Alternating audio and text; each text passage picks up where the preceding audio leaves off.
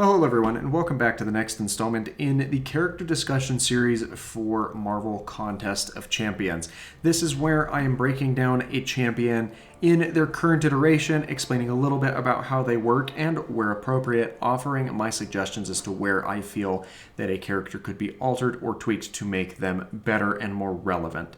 And today's character is, again, one that has been in the game for a very long time, and that is the Age of Ultron version of Ultron that is found within the game. I know it's technical. There are two versions of Ultron, though one is a very niche character that we will get to at some point in a future episode. But for today, we need to focus on this version of the character as he is readily available in a variety of different rarities and is a very efficient character to have early game, even without the signature ability that he has. So let's just talk a little bit about the tools that Ultron has at his disposal. And a couple of them even surprised me, and I've been playing this game for 5 years. So let's get right into the character breakdown here. So Ultron's ability, or his signature ability, I should say, is labeled Absorption, and this is worded in a way that I don't necessarily agree with, as it says energy attacks only serve Ultron, which that would make it sound like it benefits him more than it hinders him, but all it does is it negates some of the damage that is dealt from energy-based attacks as power and health. And at its maximum efficiency, you can get about 66% of that damage restored as power and or health. So I don't know that the phrasing of the energy attacks only serving him is quite fitting, but it does lend to some additional viability depending on the matchup in question. The other things that are important to note about Ultron and what he has is he has a couple of different passive abilities. He has the ability to evade once every 7 seconds, but the thing is it's only if there's an incoming attack during that 7th second. Under any other circumstance, the evade will not trigger at all, which can be a little bit frustrating if you're trying to use the character for the attack purposes. It can throw off some attackers if you place him as a defender, but it's widely expected at this point and not nearly as exploitable as other evades in the game tend to be. So kind of a niche little ability, if we're being completely honest. The next item in his character description is once per fight at the levels of 50% and 25% health, he will recuperate about 25% of his health, barring that you don't have any health recovery masteries applied. And I would highly recommend that you do, because that will drastically increase Ultron's survivability if you are able to do so. Mainly because if you are down in that 30% range and you go just below 25% health, and then you can avoid either being stunned or taking excessive amounts of damage, you can regen up above the 50% threshold and then dip back down below 50% and regen back up to about that 75% mark or a little bit more due to the increase in regeneration that happens. So it does require playing tactfully and having situational awareness, but it can be done and drastically reduce the amounts of potions that you're using early game with this type of a character, though his damage output as you get into later quests is somewhat lackluster, as there are just simply many other characters that are a lot more viable, a lot more survivable, and or have more damage output available to them. But we'll get to all those characters in due time.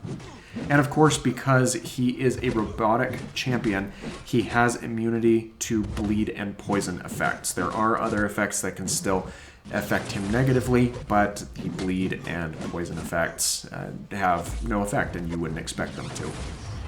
The other items that we need to touch on for Ultron is he has a 19% chance to inflict bleeds on his basic attacks, so about a 20%, a little bit less, and those bleeds last for 4.5 seconds. And this is the item that caught me off guard, or I wasn't aware of. Every 5 hits in his combo will result in a critical hit. And I just wasn't aware that that was a thing, and it's kind of changed the approach of what I mean to do when playing this character. For example, if you can line up that 5th hit in the combo to take place during one of his special attacks, specifically that special one where it just has that 1 hit, you can already surefire have a way of increasing your damage output. And that actually stacks with the special attack bonus that he has of removing all bleed instances on the target and increasing the attack by a certain rating, depending on the character's level and rarity, for each bleed that is removed during that attack. I don't know that the critical hit factors into that attack increase, but you're already increasing your damage output by the attack landing as critical anyway, so really nothing to lose or be scared about in that regard. The special attacks additionally have a 40% chance of applying a 3-second stun to the target, so not the best stun chance in the game, but certainly something that holds to his benefit. And then you have that blocking function where anytime an opponent strikes into your block, you have a 25% chance to gain an armor buff, which helps to increase your overall survivability by allowing you to take less damage, and those armor buffs will last for 15 seconds apiece. Ultron's special attacks, they're nothing super crazy. His Encephalo Ray, which is the first attack, has a 40% chance to stun. That's just the base item with all of his special attacks. It is a singular blast, very similar to other members of the cast that we've seen, that will do the job and allow you to get some additional damage out there. And as we just mentioned, if you can line that up to be on the 5th hit, you are guaranteed to have a critical strike on that, as that applies to the hits within or that are dealt out by a special attack as well.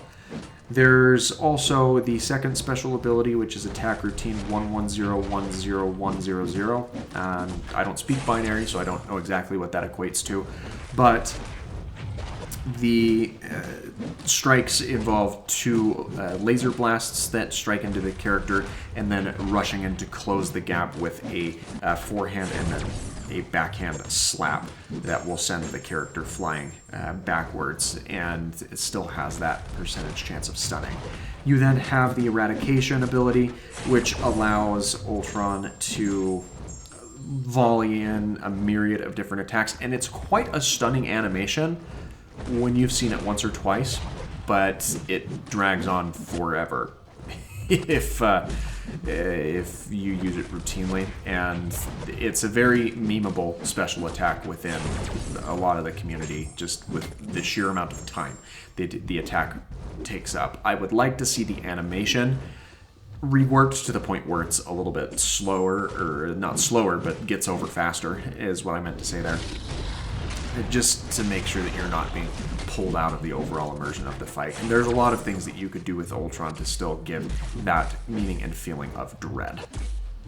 So we've reached the point where we've looked at everything that Ultron brings to the table and has to offer in his current iteration. So we need to talk about what things he could have added to his character or changed to make him a little bit more viable. I think that it would be beneficial to change that evade function to work a little bit closer to the classic version of Ultron, where every 7 seconds he gains that passive evade to the next incoming attack, and then it can be used a little bit more frequently and offer some offensive capabilities in addition to the defensive capabilities that it already has. Additionally, with that, I think that it would be interesting to have some sort of mechanic that allows him to benefit from those evades, such as a precision and or cruelty buff that pops up whenever that evade triggers to help increase his overall damage rating through critical hits or damage done on critical hits. And it wouldn't have to be anything super crazy, even like just a 5-second buff that pops up, I think would be beneficial to the character. in terms of making him a little bit more viable. I also think that it would be interesting for there to be some sort of method of allowing Ultron to receive benefits from the shock debuffs that are there, such as not only deterring the damage that's done by a shock debuff, but potentially even allowing it to kind of recharge him and replenish some of the health that he has available. I think that that could be something interesting to see added to this character, as well as, with the exception of large sources of power, there's not a whole lot that Ultron wouldn't benefit from in terms of incoming energy type damage. Those are really the main thoughts that I have, though I wouldn't be opposed to an overall character rework either, but you'll have to let me know what your thoughts are in the comments down below. And if you enjoyed today's video, please feel free to give it a like. Don't forget to subscribe for more daily content, and we'll see you in the next character breakdown next Friday. Thanks again for watching. I hope that you have a fantastic rest of your day.